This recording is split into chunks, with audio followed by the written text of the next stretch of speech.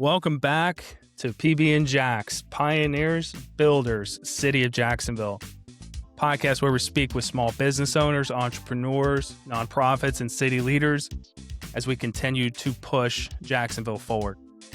Today, when I say I have a special episode, I truly mean it. Somebody who has become a very good friend of mine, somebody who I've had the pure joy of watching them as they grow as entrepreneurs, as people, as business owners, and as people who give back in this city. The recent winner of the Veteran Entrepreneur of the Year Award put on by the PS27 Entrepreneurship Awards, Mr. Anthony Miles. Anthony, welcome to the show, man. Thank you, Randall. Thank you for having me. You're so welcome, man. Thank you for being here. Ever since we had an opportunity to meet 6 months ago or so, this has always been on my mind. Getting here. So your story's great. When everybody hears it, they're going to love it. And so let's unpack it. I'm going to talk about early days. Yes. Talk about your service. Yes. Talk about Vivant. Yes. And then kind of what we're doing moving forward. Excellent. I'm going to start with a story you told us in the PS27 Entrepreneurship Award, the interview phase. You said you told a story about how when you were a kid, you would go acquire some candy. And that was like the first journey of the entrepreneurial bug, if you will. Let's start there. Young Anthony, talk about the candy story. Thank you. So young Anthony, back when I was younger, I was an athlete and I was running track and field. And me and my friend Andre, we would look at Runner's World magazine and see all the cool shoes that all the world-class runners was wearing. And we wanted them. So we had to figure out a way to get them. So we came up with this brilliant idea. Let's sell candy.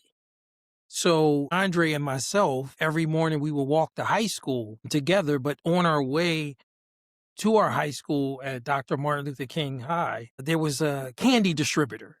So we stopped in to the candy distributor and then we started talking to one of the owners about us selling candy. And she's like, no, you can't sell candy. You guys are young. You don't have a store. And then the husband came out. He overheard us. He came out. And he said, no, these are good kids. Let's give them an opportunity to sell candy. As a matter of fact, I'm going to start them off with $200 worth of candy. So he's like, pick whatever you guys want. And so during that period, candy replaced our books. So we had to leave our books in school and we would bring the candy to school. And what that did for me is that was my first realization that I was truly born to be an entrepreneur. We went to school. We started selling candy. I had to interact with people, customer service, had to figure out what the customer wanted, get feedback. And then we would go to the distributor and then switch our candy up because that's what the customer wanted. And then customer appreciation at the end of the week, any candy that we had left over, we would tell them to meet us at lunchtime at the balcony and we would just throw off the candy that was remaining for that week. Really? Yeah. So we started like a culture. And one of the things I know wouldn't happen today is that our teachers, at least my teachers, let me set up distribution in the classrooms where I would sit the candy on their desk and it was an honor system. People would take the candy and put the money in. And not 2 months in, we were making, between the two of us, we were doing anywhere from like $1,500 a month in candy. And the principal called us into his office. He had beautiful awards for us, gave us a big hug and thanked us and told us we had to stop because we were shutting the school store down. Yeah, man. How old were you? I was 16. Okay. Sophomore, roughly? Yeah. Okay. Yeah. And where was this geographically? In Philadelphia. Okay. Yep. And then, so we caught the first wind of the entrepreneurial bug, right? We felt it. We felt the hustle, grit, everything that comes along with it. But you didn't dive into entrepreneurship till much later in life. Obviously you joined the service. Yes. How soon after high school did you join the service? No, actually, after high school, I went to Penn State University. Okay. And then I actually went into the service when I was actually 21 years old. Okay. And how long did you serve? I served for 6 years. And you were in the world's greatest Navy? The world's greatest Navy. United States Navy tri-nuclear submarine. Okay. So you were a nuke. And they probably offered you a hell of a retention bonus Yes. after 6 years to stay, and you had a 14-year uh, kind of roadmap ahead of you to retirement. Why Mhm. did you choose after 6 years that it was the right time to get out? Well, I knew I was going to only do 6 when I signed up. Well, I thought I was only going to do 6 when I signed up. I did a little more than 6. Yeah. So, when the day comes for you to actually make the exit and you're staring down the barrel of a check Yeah. that might be you're probably 27 at the time. It could have been life altering for all we know. How were Mhm. you able to gracefully say no and step aside? So during that period when I was on the nuclear submarine, I went back to college and I went and I got another degree in education, training, and development.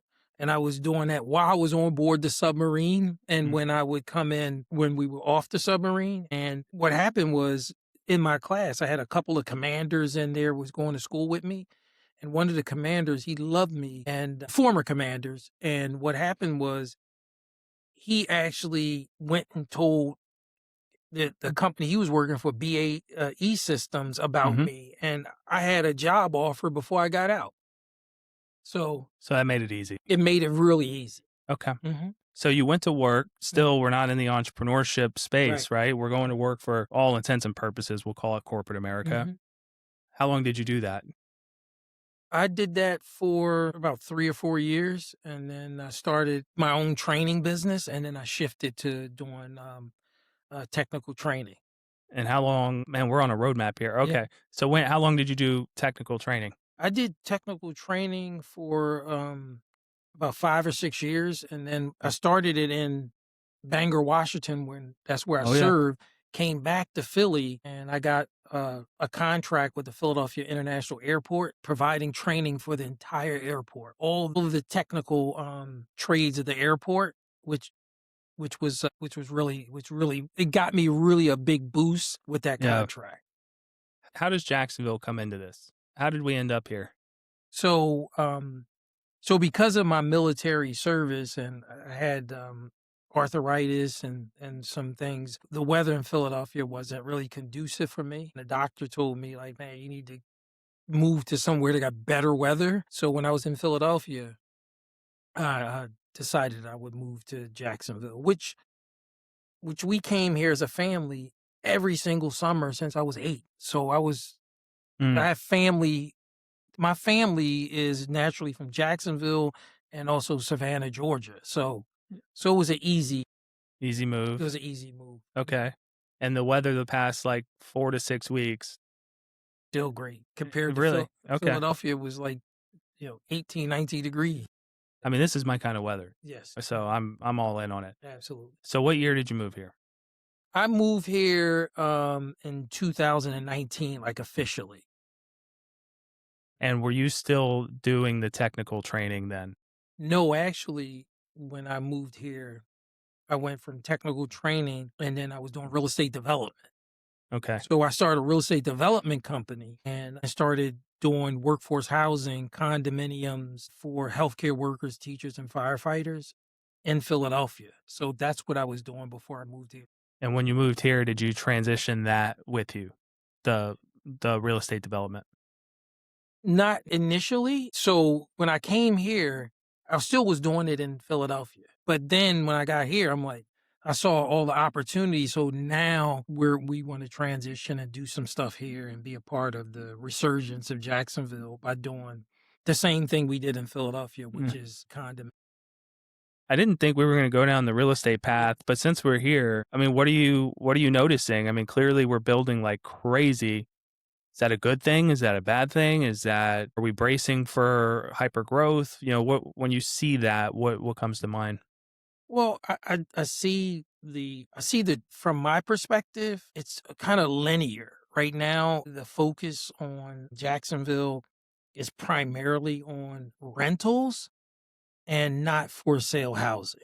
And in order to really have a true diverse city, you have to have both. So that's where all of the money is going into rentals. But what about all of the workers who work downtown who don't want to rent? They want to buy, they want to own. So that's where we come in, and that's what our mission is. That's what we Mm. do well. And secondary, the commercial aspect of downtown has to really improve. It's not nearly where it needs to be in order to be a destination. Yeah. So, Are you at liberty to say like what areas of the downtown urban core you're looking at in terms of exploratory residential? so right now we're open. We was told by certain leaders that our for sale mixed income workforce housing would work anywhere downtown. So it's not any particular area. Any area would work. Area that we're really partial to is the east side, over near the stadium, that area Yeah, out east. out east. Yeah. So that's an area that intrigues us. Have you met the Think Bold guys yet? Troy and Mo? I did. I met them and we did briefly talk. So Okay. They run their operations, their office is out east. And I can't think of a better partnership than the two of you syncing up. I happen to also be on the leadership team or the board at Think Bold as well. And we have our conference coming up in April. I think what I'm riffing here, but I do think that we should put the two of you formally in touch and let y'all see if there's some kind of a mutual benefit to knowing one another. You said out east. I just think about and, this. and I'm gonna say this, Randall, and I say this with the most humility. There is no developer that can do workforce housing at the quality that we do it at. I mean, I'm talking about the finishes, and the way we do it is we do 25% of it affordable and the other 75% market rate. So it's kind of a mixed income. So we bring a lot to we bring to Anthony, I don't think I have to question your quality when it comes to anything, my yeah. man. I don't. There's no doubt that there was a lot of quality that went into making these glasses. Yes. And I'm sure that you use the same care and respect in housing that you do Yeah. when you manufacture these. Yeah. And I'm very excited to get to this. Yeah. Your story seems to take a lot of paths until we get here. Yes. So we got here in 2019. We were Mhm. still doing some Philadelphia real Yes. estate. Well, talk to me about the aha moment where you were like, I need to solve this problem. Yeah. This problem is it took me a while to get to this, but this problem was something that been I've been meditating on since from 85 to 91 when I was in the military. So my service in the nuclear navy brought me to this because when I was in the military, the safety glasses that we wore was only particularly for visible threats like blunt force objects. What they didn't take into account was the health of my eyes. So I went in with 20/20 vision. I came out needing glasses.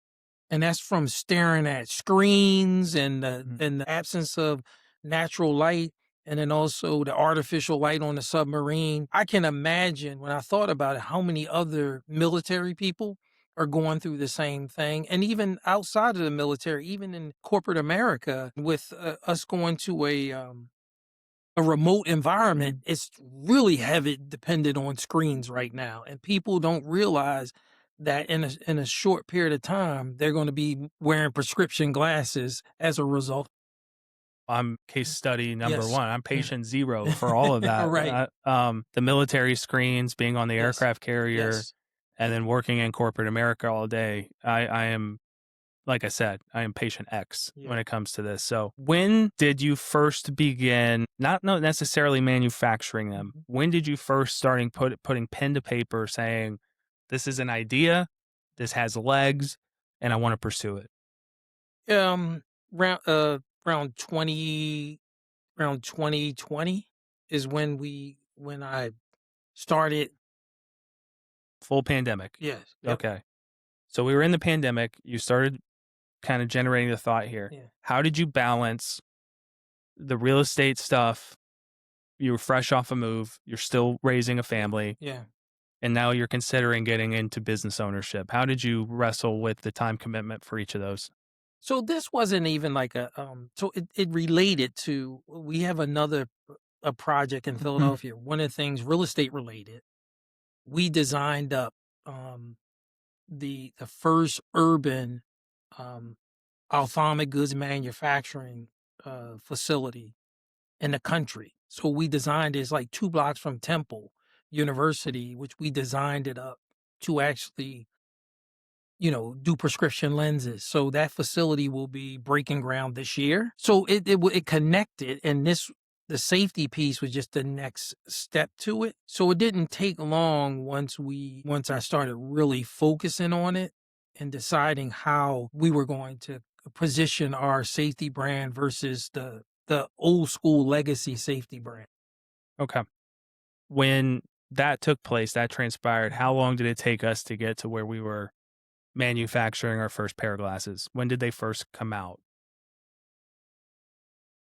We finally we full production when they first came out. We had samples in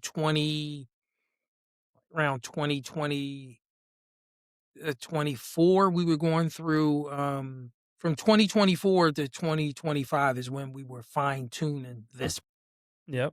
So and late like and like the end of the summer last year is when we got our full inventory in our fulfillment center. But it took, like, would you look at these, Randall? Open this up for a second. I'll show you. Yeah, of course. So, the design needs? Here's the key thing. So, this product, this is our photochromic safety glasses. These are the only photochromic safety glasses in the world that have transition lenses and UV activated frames. So that means the lenses and the frames transition when the sun hits it. It took us a while to get the molds done and also take it from the beginning stages to where it is now. I'm talking about we had to test it for even activation time. So when our first reiteration of these glasses, you would walk outside, it would transition in maybe 10 seconds. We were able to get it from 10 seconds down to 2 seconds.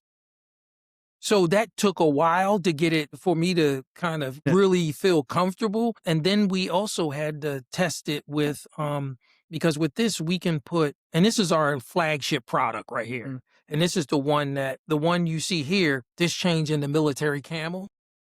And so we had to come up with at least 3 variations to show that technology. And keep in mind, we can put any type of pattern on these glasses. So if a company like General Motors say, I love the technology, here's a pattern, put that on there, we could do. I mean, there's a pretty famous one you did that for. Yeah, the Jacksonville Jaguar. Yeah. So we have the frame, this one here. So this is the military one. This is the Pond de Vidre. So this changes in the coastal colors. And then this one this is the Duval Fade, and this change in the Jacksonville Jaguar colors. Yeah. That one's so cool. I remember when we had coffee and you showed that one to me. Yeah. It's hard not to get excited when you see stuff like that. So if you go outside right now, so that's the beauty. These are the only safety eyewear that's 3-in-1. Safety, regular anti-rated safety that protects you from blunt force objects and droplets and everything else, but also sun, meaning you don't have to swap glasses. I can wear these indoors, and then when I go outside, boom, I'm protected by the sun. And then also blue light protects you from your eyes from computers and screens. Only glasses in the world that's 3-in-1. And they can be prescription, correct? Can't you put somebody's prescription on? Mine's got prescription on them right now. Yeah, so really it could be 4-in-1. 4-in-1, yeah, with prescription. Yep, with prescriptions it's 4-in-1. That's incredible. And we could put single vision, bifocal, and progressive in there. I mean, my first question after hearing you say that is you went from 10 seconds to 2 seconds. How does that happen? Educate us on the process of getting something like that, the transition time down. Yes. You just we had to constantly test it, and then we had to keep going back and revising the film on here, because it's like a film on the glasses, right? And what the film does, which makes it cool, is that the film is this is peripheral blocking technology. So that means that when it changes colors, it protects your eyes from the side too. But we had to do several reiterations of the film in order to get and test it and get the transfer time down. And so we would measure it, and then we'd be like, that's not good enough. We need it to be quicker. How much did it cost to get ramped before you guys went in, like before you guys had full production and you were actually selling the glasses? Like, how expensive was it to get the line out, to do the testing, to get you ready for product. I'm sure that, you're not making revenue. So I'm sure that doesn't feel great. So the whole process to get to from start to where we are here, and we do have another line too. So I'm like factor that in too. You're talking about $1 million. Now, was this of your own money? Some of mine, investors, Okay. and basically friends and families, and then some other more seasoned investors came in. And but they saw the whole potential through this. Like, did you have was anybody squirmish throughout the process? That's one of the things that I always are sensitive to, because typically a startup, well, certain startups, Yeah. tech startups is different. So I'll take them off the table. We didn't have issues with raising money. Like some investors, some startups, their issue is raising money. That wasn't our issue. So we are more sensitive to make sure that we move this as far as we can, because we didn't have those kind of struggles there. Where our issues was on making sure that we deliver superior product to legacy brands, and making sure our product is from the beginning is a product that government agencies, businesses will be able to adapt immediately, not something we don't want to grow into anything. Yeah. And I think, quite frankly, the reason why it was easy to raise money and to do this is because of my technical background. I'm not like a 22-year-old startup, Yeah. 22-year-old. I'm seasoned. I've been successful in a lot of businesses. My military background just made it a lot more. And then the other co-founders around me, they're all seasoned. Yeah. Well, you knew how to deliver the value proposition. Yes. You said, listen, like, this is how we are better. Mhm. This is how we're going to market that we're Yeah. better. And this is how people are going to understand that we're better. And people were able to see the vision. Exactly. No pun intended. No pun intended. So for all intents and purposes, man, like the ascent, obviously, Yeah. they say there's no such thing as an overnight success, right? Yeah. So from 2020 to 2024, 2025, dude, you're laying in the groundwork, right? Yeah, You were just chopping wood and carrying water, right? You're just getting after it. Yes. And now the ascent has been, just from the outside view, it might feel different for you, but the ascent has been rapid. Yes. You kind of have to like buckle in and enjoy the ride. So we went from, build, and then, I mean, really quick, we're partnering with the city of Jacksonville. Yes. We're partnering with the Jacksonville Jaguars. Yes. We are now a household name. We have distribution that's taken place. Yes. We have articles written about us. Yes. Just walk me through the rise, man. Like, how do you stay grounded? How has it felt? Just general thoughts on how that's been. We don't take anything for granted, and the work is not done. I will say that the partnership with the city of Jacksonville and the mayor's office, with our Vision Strong initiative, in which our goal this year is to, through partnerships with corporate sponsors, is to give away 10,000 pair of glasses to the firefighters, police officers, and healthcare workers, and also the youth. And I'm just happy to say that on February the 25th, which I would love for you to come, we're doing our first gifting to the Jacksonville Fire Department of 630 pair of glasses, which were sponsored in part by ProCraft Cabinetry and the Jaguars Foundation. So we're going to do a live gifting to the firefighters. And then also the partnership with the Jags has been amazing. The award from PS27, quite frankly, I wasn't even thinking about winning. I was just honored for you nominating me, and I was honored to be a finalist. And to that effect, I don't know if you saw it, but when they announced my name, I sat there for a minute in kind of shock before I actually went up to accept my award. So again, the job is not done. We set a lofty goal of getting our eyewear on 500,000 people, and we need to get, and that's what we're focused on. How many are you at now? I think right now we're at maybe like somewhere in like 8,000. So Okay. we really want to get ramped. ramped it up. One of the things that I'm most proud of is that we have a local engineering company, Baker Designed. She purchased 42 pair for her entire staff. They all running around downtown fixing sidewalks with the glasses on. So that's the kind of wins that keep us motivated. Okay. So we're at 8,000. We want to get to 500,000. 500,000. Okay. That's a deal. I know the work's not done. We can dive into the PS27 awards. I'm happy to. First and foremost, never in my wildest imagination could I have imagined that night going better. It was a magical night. The energy was there.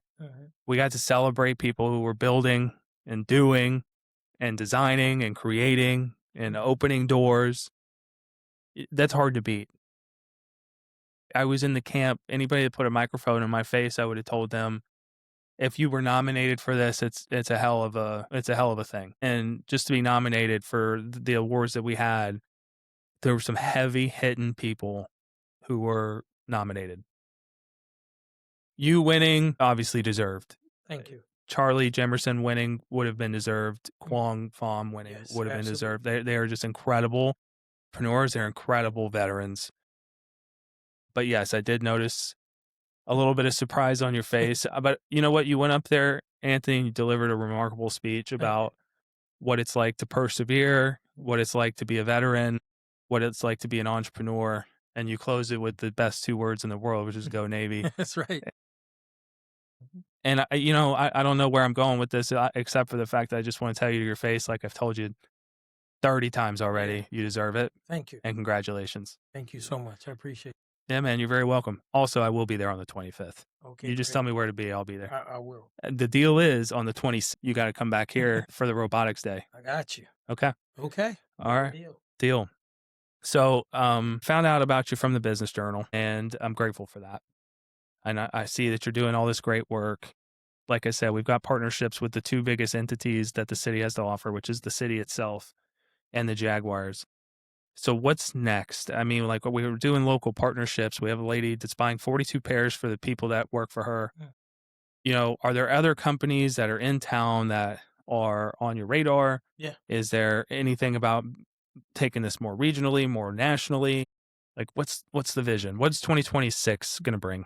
Yeah, I think one of the things that you're correct in that now that we with the event we're going on 25th, which will be more of an activation. So then people will be able to see the gifting and understand what the movement is about. But there's a lot of companies in Jacksonville that we would love to join our Vision Strong campaign, from Haskell to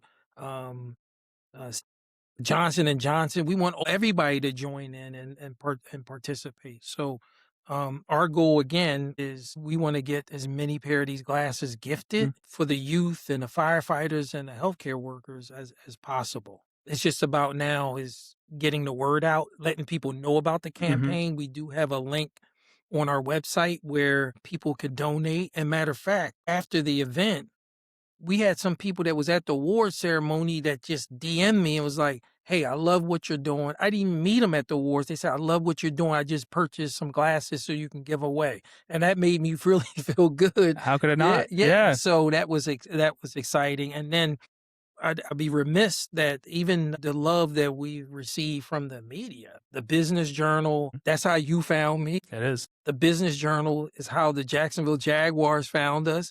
So we're doing something right here. And Drew and Carter and the team over there, I'm humbly appreciative that that they told our inspiring story. They did. They did a great job, but they had a great story to tell because it was given to them. I mean, what you're building is special.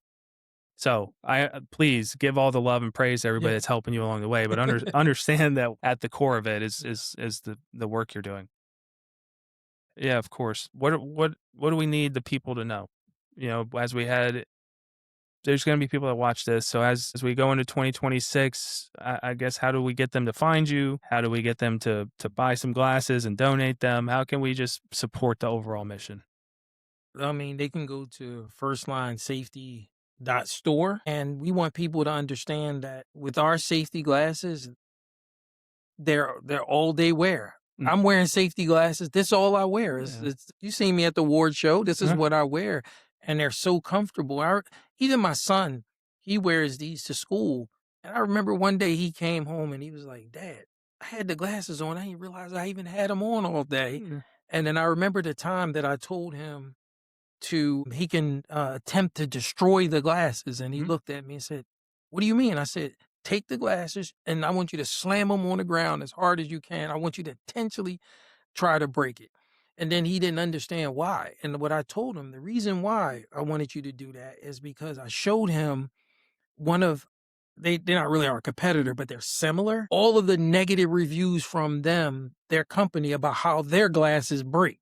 So I wanted to teach my son, look, I want you to test these glasses and I want you to try to break them. And he couldn't do it. But yeah, we again, firstlinesafety.com, and we would love any support. I mean, people could support us by buying as little as 1 to 3 pair of glasses. And then what's great about how we have it set up, they not only can purchase them, they can even select who they want the glasses to be I donated mean, to, that's really cool. which is cool. And our goal is in another couple of months to kind of really start pushing to get donations so we can give a bunch of glasses to kids in the school system. Yeah. I love the mission, man. Yeah. I just do. We always like to circle up and talk about Jacksonville, PB and Jax. There's still a Jax part to this. So, Yeah. as an entrepreneur in Jacksonville, what are you seeing that you like about the opportunity to start and grow a business in this city? I think what I notice in Jacksonville is the support system. There's so many Mhm. support that I wish would be more available in terms of more public. Mhm. But from the P tax to the JSEPs, I mean, Mhm. I gotta say from that standpoint, Jacksonville is like has to be one of the top in the country in terms of supporting small business. But one of the things that I would like to see, which is in the works, is I would like to see a platform where all of those businesses can be within the platform. You bring all the businesses in the platform and you bring all of the companies in the platform, and that way they can purchase right from the platform. Now, that is revolutionary and game changing, where it's a procurement platform. Yep. So instead of companies saying, I don't know how to find Jacksonville businesses to purchase, whether it's services or products, let's put them all in one platform and let them do business together. So that's what our legacy thing that I would like to see. What do you want your legacy to be personally? I mean, you answered this during the interview for the awards, but when it's all said and done, you can either turn this company over to your son, it could fade in the wind, it could be purchased. There's so many things that could happen. But when it's time to hang it up and meet your maker, what would you like to have people say about you when that happens? I would like for people to understand that anything is be the beacon of hope for entrepreneurship, where people could see that anything is possible. Mhm. That's number one. Number two, there's some clear things from a legacy, things like tangible, that I want to happen. Number one, I want to build a first line manufacturing facility in Jacksonville, tangible. Number two, I want to be a part of the downtown renaissance and be able to drive down the street and see condominiums that I built, and for people to have safe, decent housing that they should have. And then number three is I would like to see that platform done. So when I look at it, like there's a lot of other things from a legacy, but I'm looking at more of like tangible. So Mhm. for example, when I built the condos before, I built those condos in a neighborhood that I grew up in. So when I built it, everybody who knew me as a kid running around riding my bike, some of those people who are no longer here, they got to see me, including my mother and my father, got to physically see me Mm. do it, and the buildings are still standing. Them buildings ain't coming down. So Yeah. that's part of my legacy. So I would like to do that right here in Jacksonville. What So neighborhood was that in, by the way? I know it was in that Philly. in Francisville, which is Okay. less than like a half a mile from Center City. So it's kind Mhm. of similar to doing something downtown. And right now, that neighborhood is like, since I developed, and it's fully developed now, It's like flourishing. flourishing now. Yeah. So it's close to Center City. So those are some of the things that I like to see from a legacy standpoint that's tangible that I want to see, and I'm not talking about no long period of time. Like, Yeah. I'm talking about as soon as humanly possible. That's what I like to see. Oh, and the other legacy that I'm looking at is me and my brother, my older brother, he's here. We designed up with the help of Independence Blue Cross in Philly, they kind of seeded it. We designed it up a culinary theater. And I like me and my brother, because he's tied in with the worldwide with chefs. One of the legacies, we want to do a culinary theater downtown. Okay. So is that enough?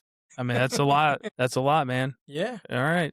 Vision's high. I love it. absolutely. Here's my question to you. After the awards, after the Business Journal article, after this podcast, I think naturally people are going to want to gravitate towards asking you questions about entrepreneurship and what it's like to start a company.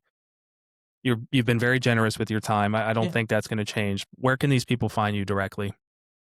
I mean, I have my email. Email, link, or LinkedIn? Yeah, Or like, LinkedIn. Anthony Miles. Does I have a profile on LinkedIn? They can email me at amiles1908@gmail. Okay. Yeah. No, those are great. Lastly, is there anything we missed per se? I know we got a little bit of the early stuff. I know we got the service. I know we got, starting point and current state of where we are with the glasses. We know what the legacy plays are. Yeah. Is there anything very important that you would like people to know? Also, in addition to I kind of skipped over really the origin story of how we got from It doesn't have to be quickly. the origin story, it didn't start out with First Line. So when we went into this was the ultimate where from my military service, but it started out with our brand called Diavista. So we established a brand specifically to focus on adults and children with diabetes.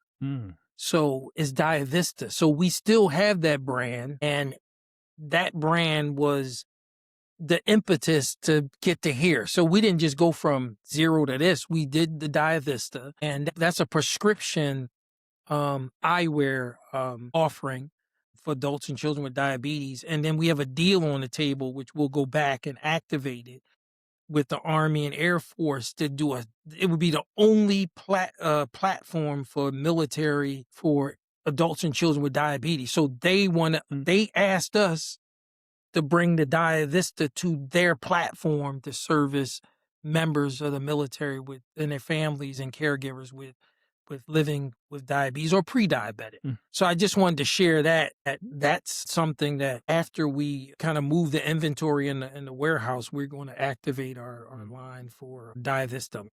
So there was iterations that took place to get here. Yes. We pivoted. And because Diavista needs a little bit more education, because a lot of people don't understand the needs of people living with diabetes at their eye care. So this doesn't need a lot of education. People understand safety glasses and what they do. So this was easier to adopt to the market faster. Okay. Awesome. We talked about this when we first met, but I love that you were on the cover. This is great. Yeah. The man, the myth, the legend, Anthony Miles. I leave with gratitude, and I want you to hear this. I'm dead serious when I say this. I've spoken to every publication that you can imagine here, including the Journal. And the truth of the matter is entrepreneurship in Jacksonville is not where we want it to be. And I'm curious if it's ever going to get where we want it to go. The reason I say that is a lot of people say that they get excited about entrepreneurship and they get excited about small businesses. They get excited about supporting these things. But when these publications write about small businesses and entrepreneurship, those are not read as much. The readership numbers on those are not as high as like a commercial real estate piece or something like that. So the words and the actions aren't really aligning. I say that to say this. What it's going to take to get Jacksonville entrepreneurship where it needs to be is people looking at others who built flagship organizations and planted their flag in this city and said, I was able to build this here. Anthony, you built this here. There are people who are going to be able to look at this, and whether or not they choose entrepreneurship or not, you gave them the notion that it's doable. And you should, I hope you carry that with pride. You also did it as a veteran. You did it as a father. So you are ushering a new wave of generations of entrepreneurs and builders. You might not even know it. So the gratitude from here is that you are a pioneer, you are a builder, you are Jacksonville, Above all else, you are the reason we're moving forward. And I want to thank you for that. And I want to thank you for being on this show. Powerful words. Thank you so much. I really appreciate it. I mean, every one of them, man.